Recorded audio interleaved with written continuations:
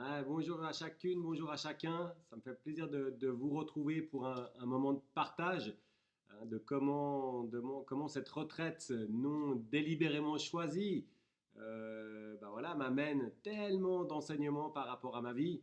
Et peut-être voilà, que ces enseignements que cette retraite m'amène, peut-être ça peut vous donner quelques pistes pour aussi votre propre vie, votre vie personnelle, professionnelle et relationnelle. Donc c'est pour moi, ce que je trouve intéressant déjà dans le mot retrait, c'est que là, on est vraiment en retrait.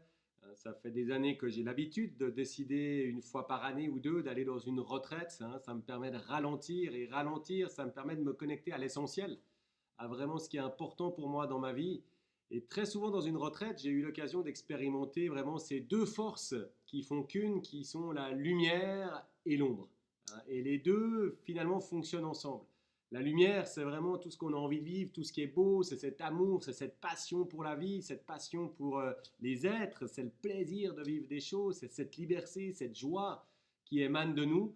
Et l'ombre, à contrario, ben, c'est peut-être ce qui nous fait peur, ce qu'on n'aime pas, les résistances de notre ego, les croyances limitantes, toutes ces choses qui font aussi partie de la vie. Et je trouve que dans la retraite permet d'avoir un effet loupe. L'effet loupe, c'est vraiment l'effet qui agrossit toutes ces choses-là, quoi, qui nous les montre en plus gros. Et là, le fait d'être en confinement en famille depuis quelques semaines, peut-être que vous expérimentez aussi le fait qu'on ne peut pas s'enfuir, le fait qu'on apprend à vivre ensemble dans un espace, dans un appartement, un studio, une maison, même si on a un jardin, il y a quand même passablement d'heures de la journée où on est ensemble. Et dans ce être ensemble, il y a tous les côtés merveilleux, toute la joie de se dire quelle chance d'avoir cette famille, ses parents, ses enfants. Et ces moments de bonheur, ces moments de jeu, ces moments de synergie, de rire.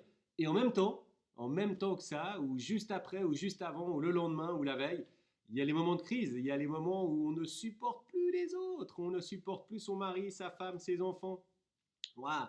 Et là, la retraite, ça fait vraiment sortir ça en tout gros. La loupe agit. Et toutes nos histoires de vie, tous les rôles qu'on joue, toutes nos croyances et nos valeurs, tous nos fonctionnements, nos stratégies pour ne pas aller dans l'ombre se trouvent mises à mal. On ne peut pas s'enfuir, on est obligé de les regarder, c'est juste devant nous, quoi. Donc on peut les regarder au niveau méta, au niveau collectif, au niveau vraiment de l'humanité, en se disant mais l'humanité, espérons qu'elle va se réveiller derrière cette crise sanitaire mondiale. Espérons qu'elle va revoir la façon de consommer, qu'elle va revoir la façon de gérer l'économie, qu'elle va revoir la façon de voyager. Euh, on peut le voir vraiment au niveau de l'humanité, puis on peut le voir au niveau du microcosme, au niveau de soi-même et au niveau de sa propre famille. Et ça nous demande vraiment de grandir. Ça nous demande de grandir personnellement, de grandir spirituellement, d'être là aussi pour les autres et d'être là pour les autres. Et quand on ne peut pas s'enfuir à son travail, on ne peut pas s'enfuir dans son club sportif, on ne peut pas s'enfuir au yoga, on ne peut pas s'enfuir à son cours de pilates, à son cours de saxophone, on ne peut pas s'enfuir au travail, on ne peut pas s'enfuir au cinéma, mais qu'on est tous ensemble 24 heures, 48 heures, 72 heures, 96 heures, 120 heures, fois 2, fois 3, fois 4, et peut-être ça va durer des semaines et des semaines, ça nous ramène au cœur de pourquoi on a choisi de vivre ça, de vivre cette famille, d'avoir des enfants, d'être ensemble. Et soit on peut s'enfuir, soit on peut tomber dans les addictions, soit on peut voilà, s'engueuler, se fighter, se battre. Soit alors on peut avoir le courage de regarder mais en face, de se dire tiens, qu'est-ce qui se joue là? Qu'est-ce que je peux apprendre de cette situation? Comment je peux aimer davantage? Comment je peux donner davantage?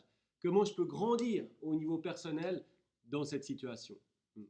Donc voilà, moi personnellement, depuis 3 semaines, je grandis chaque jour. Je crois que chaque jour, on a eu des moments d'amour très forts au sein de mon couple, au sein de ma famille. Et chaque jour, on a eu des crises aussi. Je crois on n'a pas réussi à faire une journée sans crise, de savoir est-ce qu'on va jouer au Yas, au Monopoly, de savoir qu'est-ce qu'on va manger, de savoir qui va faire les courses, de vérifier que celui qui est sorti faire un jogging, qui s'est désinfecté en rentrant à la maison, ben voilà, tous ces éléments reviennent chaque jour et voilà, ça nous demande d'être flexible, ça nous demande de penser aux uns et aux autres, quoi.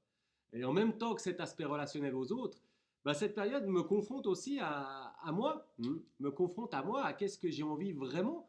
Si tout d'un coup cette crise sanitaire devait continuer et que ma façon de recevoir des gens, de faire des hugs et d'avoir des gens en formation, en présentiel devait s'arrêter, eh ben, qu'est-ce que je fais? Est-ce que je suis prêt à aller dans un environnement davantage digital?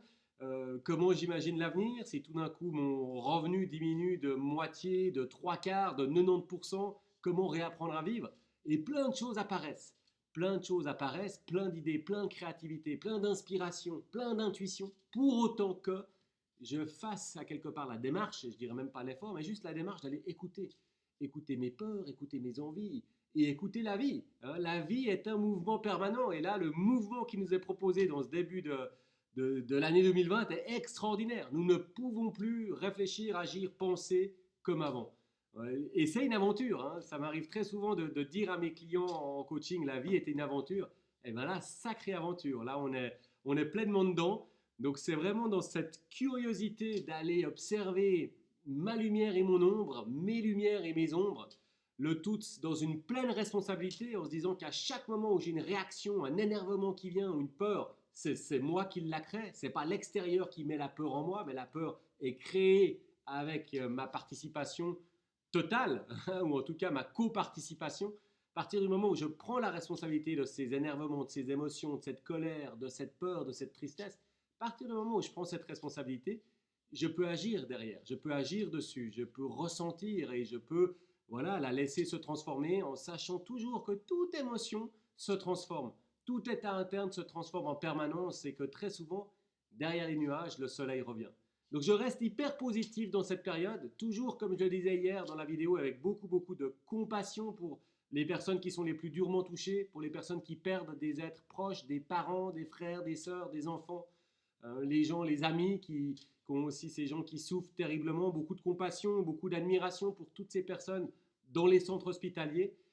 Et en même temps qu'il y a ça, aussi de la compassion pour mes enfants, pour moi-même, pour ma femme, pour ma famille, pour traverser ça ensemble, grandir ensemble et vraiment aller dans notre part de lumière, de cette beauté de l'être humain qui peut être au service des uns et des autres, et aussi d'aller pleinement jumper, sauter dans nos parts d'ombre qui nous font grandir.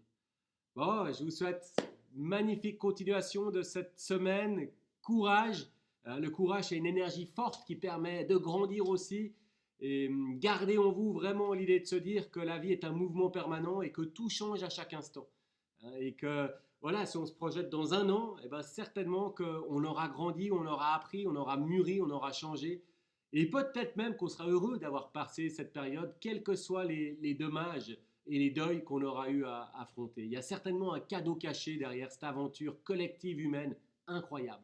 Allez, belle continuation de cette semaine. Allez, au revoir, ciao ciao.